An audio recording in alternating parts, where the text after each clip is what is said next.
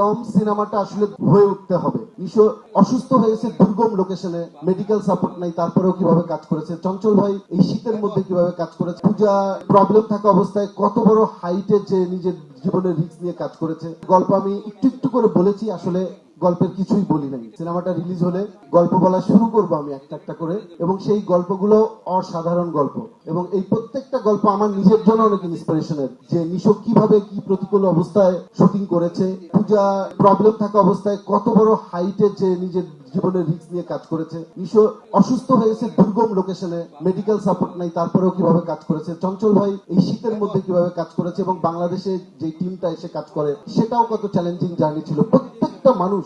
এবং স্পেশালি আমরা জানেন যে আপনাদের কাছ থেকে দোয়া নিয়ে গিয়েছিলাম প্রেস কনফারেন্স থেকে কাজাকিস্তানের এত টাফ লোকেশনে, টাফ ওয়েদারে, -7 -8 এরকম টেম্পারেচারে কাজ করা, বেশিরভাগ বিদেশি টেকনিশিয়ানের সাথে কাজ করা, ল্যাঙ্গুয়েজ ব্যারিয়ার, স্পেশালি আমাদের টেকনিশিয়ানদের 90% ছিল রাশিয়ান ল্যাঙ্গুয়েজে কথা বলে, 2-3 জন ইংলিশ জানতো। খুবই অদ্ভুত একটা কমিউনিকেশন আমাদের মধ্যে ডেভেলপ করলো, না রাশিয়ান, না ইংলিশ, না বাংলা, এটা একটা ফিল্মি ল্যাঙ্গুয়েজ। এবং আমরা সবাই এই ল্যাঙ্গুয়েজটা তখনই তৈরি হয় যখন বিশ্বাস তৈরি হয়, এবং সবাই যখন একটা জিনিসে বিশ্বাস করে যে এই দম সিনেমাটা আসলে হয়ে উঠতে হবে। এবং আমাদের ডিওপিআই মিখাইল থেকে শুরু করে গ্যাফার, আইনুর, আমাদের এডি টিম, আমাদের প্রত্যেকটা এইচওডি এবং প্রত্যেকটা ক্রু কি অমাশয়িক পরিশ্রম করে এই কাজটা যে করেছে, এই গল্প এত অল্প পরিসরে বলা যাবে না। শুধু এটুকু বলে রাখি যে এই সিনেমাটা বাংলাদেশের জন্য অবশ্যই একটা গুরুত্বপূর্ণ সিনেমা হতে পারে।